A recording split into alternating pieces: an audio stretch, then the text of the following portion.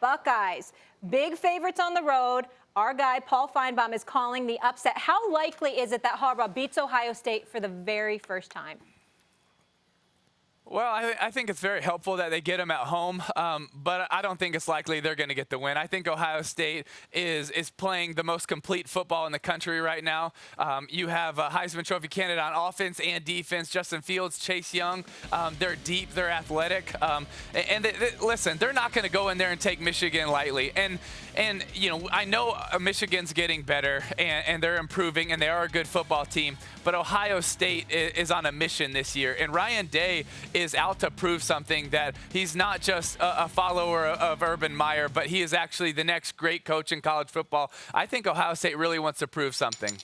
Tim Tebow, I would like to know what your personal feelings are about the job that Jim Harbaugh has done at Michigan. I mean, we see the name. I mean, you know, he's been there 10-3, 10-3, 8-5, another 10-3 record, 9-2 right now. But he's 0-4 against Ohio State, has never been to the college football playoffs, obviously not a national championship because of that. Your thoughts about the job that he's doing and what this game should mean to his career in college football? Well, I think it should mean everything. I don't think there's ever been a coach in this game that has ever gone 0-5. I might be wrong on that, but I heard that briefly, and I think that's true. And so I think he would be, if he loses this game, he would be the first one. But I don't want to knock on Coach Harbaugh. It's not like he's done a terrible job. I would say it's been good, but it's just been good. Hasn't been really good. Hasn't been great. There's never been a year where you thought this Michigan team is contending for a true championship, meaning a national championship. And at Michigan, I think that's what you got to compete for. I don't think he should lose his job. I think he should be there. But you can't say anything more than that. It's been good. It's been fine. Tim, I want your opinion on this one. I understand once upon a time, before there was a playoff, it was important to vote in terms of the rankings of teams on who you believed would win. But at this point, since there is a playoff that you have to earn your way into, and we'll find out who will win, it can't be as much about that, and yet LSU, with a win on the road against Alabama, slipped to 2, and Ohio State jumped them based on what? People's opinions like yours, that they're the most complete team? How do you feel about the ranking where Ohio State gets to leapfrog LSU? Well, I personally don't really like the way that it's been viewed and it's been talked about, and I hear when a lot of people give they talk about, okay, strength of schedule, strength of record. This is what they've done against common opponents. But then sometimes they look at eyeball tests. So what is it? Is it all of those things and it's a mixture of all of them? Is it truly the 4 best teams? Is it the most deserving?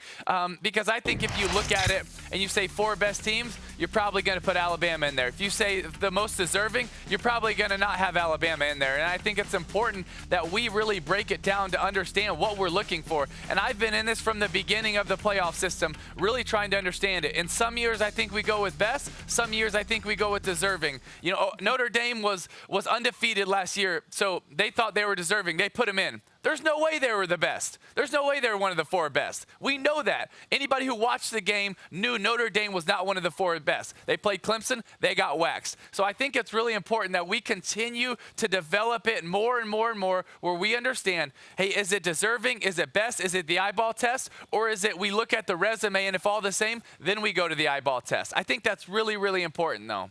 Tim, you mentioned Alabama. Obviously, we know you're in Auburn for that game, but it's going to be Matt Jones at the helm. How confident are you in the Tide to get this win? Well, I think Mac Jones is a lot better than people give him credit for. Every time he's entered the game, he's done a really good job as a backup and now as the starter. He is very capable. He's not a great athlete, but he's a very good thrower of the football. He's very accurate. He's very smart. He got a scholarship for a reason. He was also a championship winner at Bowles High School in Jacksonville growing up. Known about this kid for a while. He's a very good football player, and I think he has a chance to really shock some people tomorrow afternoon. He's going to be a good quarterback, not just average. He's going to be good. I don't think he'll be too good, but there's a handful that have ever been. But he's going to be very good. You got some people at Alabama that have been getting on me because I was like, I don't want to see Mac Jones. I mean, if Tua's out, I want to see the Justin Fields, the Trevor Lawrences of the world. Stephen A. Or whatever. I heard you. But listen, I wasn't saying the kid can't play. He's on scholarship for a reason. It's at Alabama. I understand that. But I guess what I'm saying is this.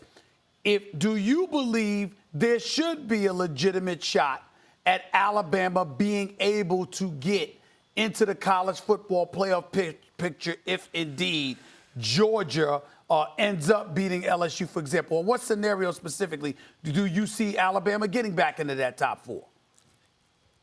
Well, I think we have to see what happens in the Pac-12 with Utah. I think Utah has to win out. I think if Oregon wins out and they win the championship, that helps Alabama because they have 2 losses, and they lost to Auburn on a neutral site, which Alabama would have beaten. I also think it's important to see how Oklahoma plays down the stretch. But if Alabama, with a backup quarterback in Mac Jones, does come here to Jordan-Hare and pull off a dominating victory, I really do think you have to open up your eyes and say, okay, are they one of the 4 best teams? And I know a lot of people are not they haven't had the toughest schedule, and I totally get that. So if you said deserving, I'm with you. But from what I understand, it's supposed to be the 4 best. And if Alabama dominates tomorrow afternoon and the other teams don't look great, Alabama still has a shot to get in. So they have to dominate in your estimation. It can't be a nail biter. It can't be close. Alabama has to dominate tomorrow.